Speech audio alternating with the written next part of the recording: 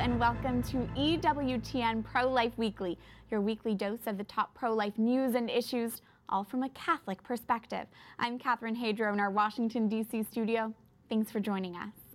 In this week's show, Planned Parenthood announces their new president. We update you with what you need to know. The president of the March for Life responds to a new Netflix abortion documentary and tells us that filmmakers cut out her interview. And this. I can't believe that the Lord's forgiveness is so great. Our God is so big and so good that he not only has forgiven me and washed me clean, but he's turned me around and given me a voice in the movement. We introduce you to a woman who approaches the political arena as a mission field. But first, Senator Ben Sasse of Nebraska reminds us about the proper role of the judicial branch and his personal connection to the pro-life movement. Senator Sasse is a member of the Senate Judiciary Committee and took part in the recent hearings for Supreme Court nominee Judge Brett Kavanaugh. We spoke to Sasse last week before news broke about misconduct allegations facing Judge Kavanaugh. Senator, welcome to the program. Thank you for the invitation.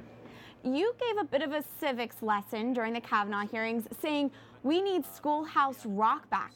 What did you mean by that? Our founders were smart in that they decided to divide power. They didn't want there to be a consolidation of power because the most important things in American life happen by love and by persuasion and by neighborliness, not by compulsion and prohibition and governments. And so they divided power among a legislative, an executive, and a judicial branch. And right now you see so much collapsing of those distinctions such that many of the American people, and definitely a lot of political activists in Washington, D.C., want judges to be super legislators and to try to decree what the laws should be. That's not what our founders wanted. It's not what we should want. We should want judges who understand why they put on a black robe every morning. They should have an understanding of the judicial role and of judicial modesty. And so we need schoolhouse rock back. And Senator, when you questioned Kavanaugh in the hearing, you asked him about the nature of Supreme Court precedent and the principles of stare decisis. What did you learn about the judge from that exchange? Well, I was heartened by what Kavanaugh had to say there because he admitted that the Supreme Court makes mistakes. We all know that to be true. Plessy versus Ferguson in 1896, one of the worst decisions in the history of the Supreme Court, one of the lowest moments in U.S. history, a blatantly racist decision, wasn't overturned until Brown v. Board of Education in 1954. For those 58 years, there was really bad law of the land because of bad Supreme Court precedent. And so it was good to hear Kavanaugh admit that precedent doesn't mean we pretend the Supreme Court is always right, never wrong, and should never be reconsidered. And so even though Judge Kavanaugh wouldn't go anywhere near pro-life issues or near Roe v. Wade, I was heartened to hear him admit that the Supreme Court makes mistakes because in my view, and again, I'm not quoting Kavanaugh here because he wouldn't go near current controversies, but in my view, one of the bad laws in U.S. history or one of the bad Supreme Court decisions is Roe v. Wade. And so I serve in a political branch, and so I want to tell the American people and represent the views of Nebraskans that when I look at sonogram imagery, I see a baby there. And so I want us to have a pro-life future in this country. Again, Kavanaugh wouldn't go near that, but I'm glad that he would admit that the Supreme Court makes mistakes, and I think that's heartening for those of us who care about the pro-life cause. But the bigger point as a pro-lifer is not chiefly legislation or Supreme Court decisions, it's loving your neighbor. The most powerful thing the pro-life movement has is a whole bunch of volunteers who love their neighbor and who go down and volunteer at the Crisis Pregnancy Center, as my wife has for so much of our marriage, and try to take a woman who's in a situation with a pregnancy that she didn't anticipate and didn't plan for, and try to love her and try to love her baby and be a good neighbor. That's the most important thing we have in this movement. Absolutely. That is a beautiful witness. The pro-life movement is the pro-love movement. Senator Ben Sasse of Nebraska, thank you so much for your time. Thanks for having me. Thank you again to the senator for his time. And moving on now to another major story. Planned Parenthood announces its new president. We have to do everything that we can to fight. Everything is at stake. There is no more important time than now. That was Dr. Leana Wen, who is expected to officially begin her role as president of Planned Parenthood this November. She is an immigrant, an emergency room doctor, and the commissioner of health for the city of Baltimore. This announcement follows the departure of former Planned Parenthood president Cecile Richards earlier this year. For pro-life analysis, we're joined by Brad Mattis, the president of Life Issues Institute, and Genevieve Plaster is the deputy director of policy and administration for the Charlotte Lozier Institute. Thank you both for being here. Happy to be here. Thanks for having us. It's really good to have you. Okay, so first question, what is your first impression of Dr. Wen, and what does this tell us about Planned Parenthood's strategy in appointing her? Well, one thing, I have a hard time calling her doctor. A doctor heals and nurtures. She's now in the abortion business. And Leana Wen is perfect for the marketing strategy of Planned Parenthood. Not since their Who Decides campaign have we seen such aggressive marketing that abortion is health care. Of course, they say reproductive health is health care, but she fits perfectly by her description. She's smart, she's witty, she's tenacious, she's articulate. She's young. And she's dangerous. Wow. Genevieve, do you have anything to add to that? I did want to say, too, that when I was watching Planned Parenthood's own introduction video of her, she kind of starts out saying, you know, I was an immigrant and I'm an ER doctor, so I think aside from them, Planned Parenthood focusing on abortion as healthcare and trying to normalize it as just a primary care service, that they're wanting to fit in more of their messaging about abortion as a life-saving procedure. But as we know, with Planned Parenthood performing over 1 million of our country's abortions over the past 3 years, that abortion is life-taking, not life-saving. Absolutely, and Planned Parenthood really does tout itself as this medical organization, this medical services organization. But if you look at their annual reports, all these medical services are going down, abortions are going up. Do you think this new appointment of Leana Wen is going to change that? No, I think Leana Wen was brought in to hide it and to cover it, because I think they're wedded to abortion on demand throughout pregnancy for any reason, and now this gives them credibility and a face to hide behind. Genevieve? As you said, their medical services have been recorded in their own annual reports to be going down, and over the past 5 years, we've seen from their own reports that their total services are down 13%. They've lost about 20% of their own total clients, and that comes to about 600,000 clients over the past 5 years that no longer go to Planned Parenthood. So it'll be interesting to see what Dr. Wen brings to Planned Parenthood. And I do want to just mention that over their own history, it was 2 decades ago, I believe, that they had a nurse who was the president of Planned Parenthood at the time, and she wanted to move Planned Parenthood into the primary care direction.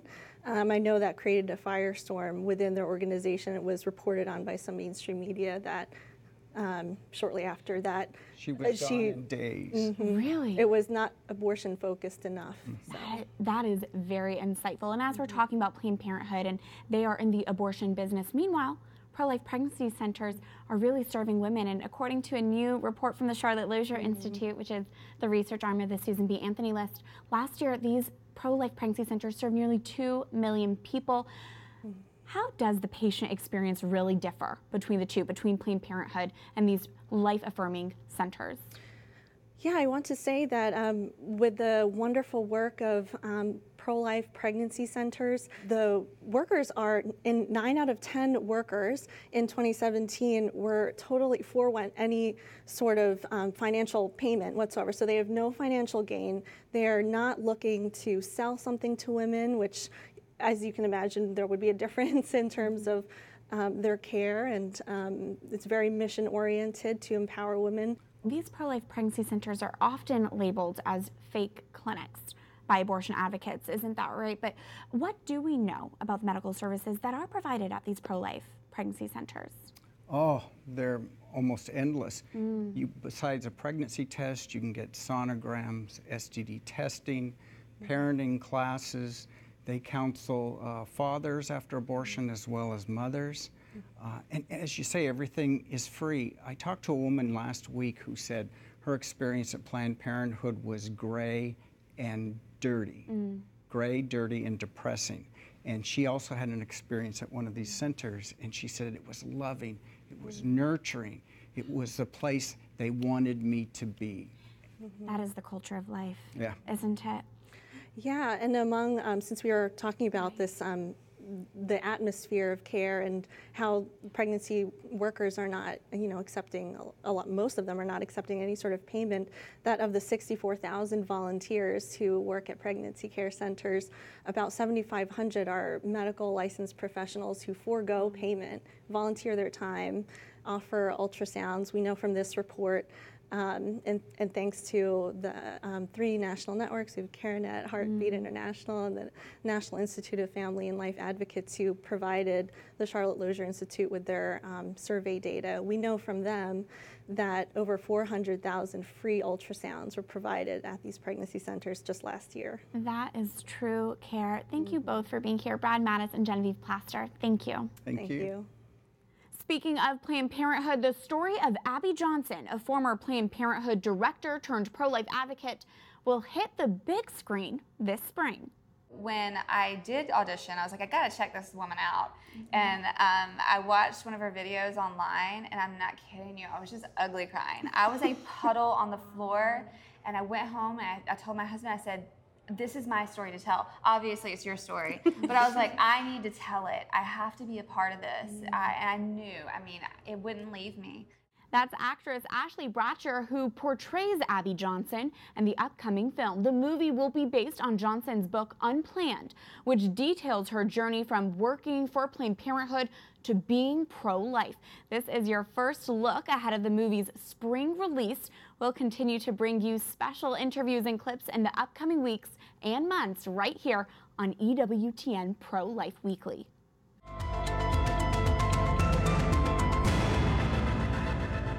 Pro-life pregnancy centers play a pivotal role in today's world.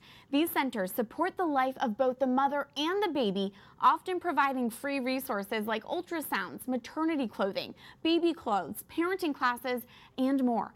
Volunteers and workers at pregnancy centers are at the forefront of building up a culture of life, directly helping families in need. In fact, a new report from the Charlotte Lozier Institute finds that pro-life pregnancy centers served nearly 2 million people last year alone. That brings us to this week's call to action. Sign our petition to say thank you to pregnancy care center staff. Here's how you can send your thank you. Go to your computer or smartphone, open up your web browser, and type in prolifeweekly.com. Again, the website is prolifeweekly.com. Once you arrive to this website, you can simply type in your name and submit it to sign on to this thank you petition. In 2017, pregnancy centers provided almost 2 million people with free services, saving communities at least $161 million. More than 67,000 people serve as volunteers at these life-affirming clinics. They work hard and they deserve, at the very least, our thank you. Let's tell pregnancy care center staff and volunteers we're grateful for their pivotal work in building up a culture of life. Sign our thank you petition by simply going to prolifeweekly.com. Moving on now to the culture front, Netflix dropped a new documentary all about abortion last week. The film Reversing Roe paints the pro-life movement as violent and as religious extremists. Religion can make people crazy. It really can. And it can be wonderful, but it can also be just incredibly intolerant. All those people who shot these people at the clinics and so on, they were all religious. Reverend Tom Davis is the former chairperson of Planned Parenthood's Clergy Advisory Board. He's also a minister in the United Church of Christ who is featured in the film. Joining us now is Jeanne Mancini, the president of the March for Life, who was also interviewed for Reversing Roe, but was then left out of the final cut. And we're joined by Katie Yoder, the associate culture editor at the Media Research Center. Thank you both for being here. So wonderful to be with you. Thank you so much for having us. It's great to have you both. So Jeanne, what did you tell Reversing Roe filmmakers that never made it onto the screen? Well, they spent about an hour with me on the morning of the March for Life. So what I said, I went on for about an hour about how the pro-life movement is pro-woman, you know, that pro-life and pro-woman go hand in hand. And all sorts of things about the youthfulness, I think, of the March for Life and the pro-life movement. But sadly, none of that seemed to make the cut. That was not portrayed at all in that film. And Katie, based on your research, is there a hostility towards the pro-life movement in the media? And how are we as pro-lifers expected to respond to that?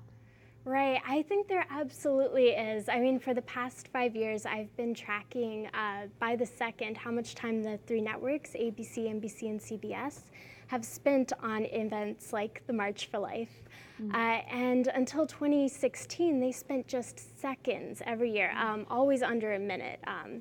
And then this past year, when I did a comparison of the March for Life and the Women's March, they spent 7 times more on the Women's March than the March for Life. So I think pro-lifers need to speak out about this. The media need to be held accountable, and whether that's by social media or getting the word out, talking to friends and family about this, or going to other news sources, going to smaller news sources, or coming to Pro-Life Weekly. I like that answer. So, Jeannie, what would you like to have seen in the film for a more accurate portrayal of what the pro-life movement is today? Well, I mean, just that. What I saw in the documentary is not what I know of the pro-life movement, and it saddens me because anybody who's watching that who may be considered more middle of the road or maybe isn't that well educated on life issues, they're really having a disservice done to them because they're not going to see things as they actually are. What I saw is nothing like what I've experienced. For example, there was just a major emphasis on sort of a male-oriented pro-life movement. It was almost advocating for like a patriarchal society.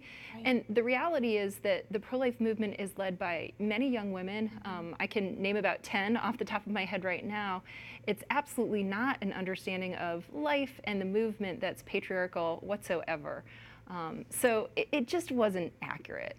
And Katie, it really did seem that it was the pro-life movement was portrayed as predominantly male. What do you think the filmmakers' intent was in doing that? Right. Well, you know, it's hard to know their exact intent, but I agree with Jeannie that it was a misrepresentation. And the funny thing is, they had every opportunity to tell both sides. In fact, Netflix and both of the filmmakers said that they wanted to show both sides, that was what they were focusing on. And they had the footage of pro-life women to put in their documentary.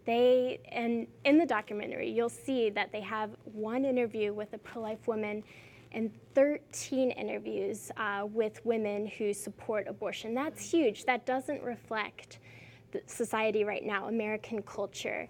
And so that's a huge discrepancy. And I spoke with several pro-life women who were interviewed for hours by the filmmakers, and they never appeared in the documentary. So those are women like Jeannie, Destiny Herndon de la Rosa from New Wave Feminists, Abby Johnson from And Then There Were None, Catherine Glenn Foster from Americans United for Life, Helen Alvarez from Women Speak for Themselves. Some of these women were followed around for hours by these filmmakers, and they still didn't make the cut. And so you have to ask, why is this happening?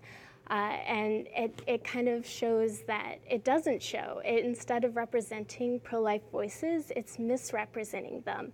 And as Jeannie said, the pro-life movement is led by women. So many organizations are led by women. And so these documentaries didn't show that, didn't show what's really going on. And so they're misleading American viewers.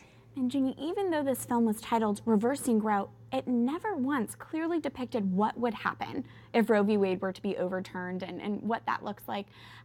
What do you think is the ultimate goal of the pro-life movement? Well, two things. One is it's absolutely changing hearts and minds so that abortion ultimately becomes unthinkable in our culture, and the laws absolutely impact that. So we need both laws and changing of hearts and minds. We often hear culture is upstream of politics, and so we're working towards both things. But I just want to mention as well, as much as this documentary was supposed to be about Roe, they never once mentioned Norma McCorvey, the Roe, who, by the way, had a radical conversion and dedicated the entirety of her latter life to pro-life advocacy.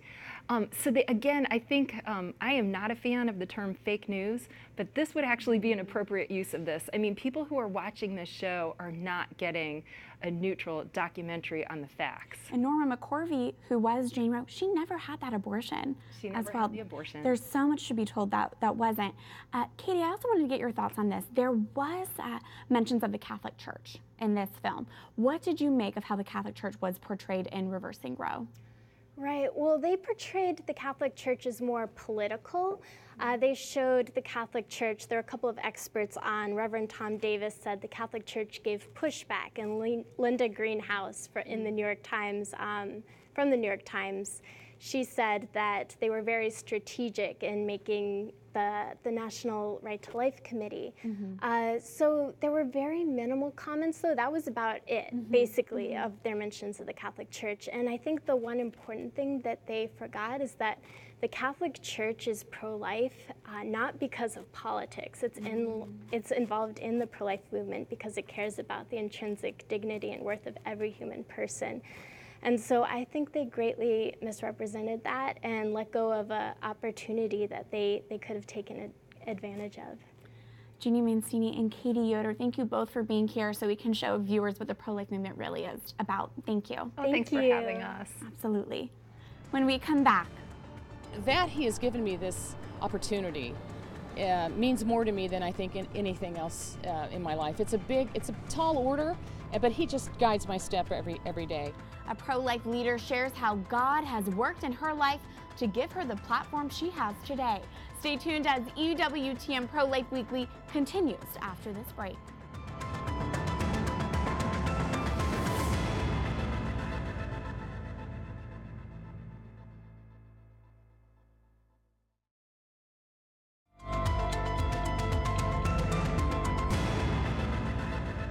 Welcome back to EWTN Pro-Life Weekly. I'm Catherine Hadro. For this week's Speak Out segment, we're going to continue to address the Netflix film Reversing Roe. This documentary was promoted by prominent Hollywood figures and abortion activists, but it left out basic facts about the history of abortion in America. Even though it's called Reversing Roe, the film never actually defined Roe, nor what reversing the ruling would do. Instead, it focused on fear-mongering and bemoaning any and all abortion restrictions. Another fact this so-called documentary conveniently left out is that Jane Roe, the woman at the center of the Supreme Court case Norma McCorvey, later became a pro-life advocate and eventually converted to Catholicism. She also never had that abortion. If you watch Reversing Roe, you would think that the pro-life movement excludes women. But if you watch EWTN Pro-Life Weekly, you know it's women who are at the forefront of this cause. I should mention the filmmakers did give a small nod to women in the movement. Yours truly made an appearance, though it was without my permission or knowledge. This film serves as yet another reminder about all the misconstrued, one-sided abortion propaganda in our culture. And hopefully, it's another reminder why you should tune into EWTN Pro-Life Weekly, where we'll continue to fact-check misinformation and speak the truth on life. And keep in mind, there's a way all of us can counter today's culture of death. We can pray and follow our call to action. Go to prolifeweekly.com and sign our petition to say thank you to Pregnancy Care Center staff. Many pro-life leaders have been through a journey of conversion and change. For this week's Pro-Life Focus, we introduce you to a woman who says the Lord dusted her off, turned her around, and set her on her pro-life path today. In West Virginia today, which is a very pro-life state, and yet we have to remind Senator Manchin who his constituents are. Sue Swayze-Liebel does legislative legwork for the pro-life movement. We recently caught up with her in West Virginia, where she was canvassing in the Mountain State. When I see these folks, I mean, it's been so hot and unbearable in some places, and they're there because they care. And they care about women who are having abortions. They care about the babies that are dying from abortion. They care enough to go talk about that door to door in our canvassing effort, and they care enough. And so what they're really doing is they're caring about women like me. I was all about me. And so that abortion was all about me. Swayze-Liebel opens up to us about the days before her pro-life work and the abortion she once had. It's still, even to this day, it's kind of like a nightmare that won't go away. Now again, I know I'm forgiven and I'm free and I have a lot of joy. But it's a joy she didn't always know. I was pro-choice, pro-everything, quite on the liberal scale, if you know what I mean. And so I actually started my lobbying career in that way. Now I look back, and I see that God's hand was just you know, building me up my skill set in the lobbying and political and policy world. After spending about 2 decades as a lobbyist, Swayze Liebel can remember the day the Lord put her on a different path. It was on June 4th, 2005 at 10:15 in the morning. The Lord said to me, I've given you these skills and talents and now you're going to use them for me. From that point on, she decided to take her lobbying experience and use it for life. It's been a ride. In the decades since Swayze Liebel has taken her talents to the pro-life movement, she has become the National Pro-Life Women's Caucus Coordinator for the Susan B. Anthony List and the Vice President for Public Affairs at Indiana Right to Life. From pro-choice to pro-life lobbyist, it's a 180 she believes can only come from God. I pinch myself every day. I can't believe that the Lord's forgiveness is so great. Our God is so big and so good that he not only has forgiven me and washed me clean, but he's turned me around and given me a voice in the movement. This Christian woman uses policy as a tool to change hearts and minds on the issue of life. Politics is, just like anything else, is a mission field. It's unique, and some days I wonder why he gifted me in this way, but it is a mission field. And so after all those years of being a lobbyist, when I went back in the State House, I viewed it as a mission field. And there are days when it's not easy and it's not fun, and there's a lot of pain attached to abortion. But it is, nonetheless, we send missionaries to places that need the light. A light Sue Swayze Liebel hopes will reach other women so they don't have to have dark chapters like hers. I'm a policy person and a political person, but I don't want to see any other woman go through what I've gone through. That'll do it for this edition of EWTN Pro-Life Weekly, but I'd love to hear from you before next week. Email me at prolifeweekly@ewtn.com or like my public page on Facebook so we can keep this pro-life conversation going. Remember, life is a gift. Your life is a gift. God bless.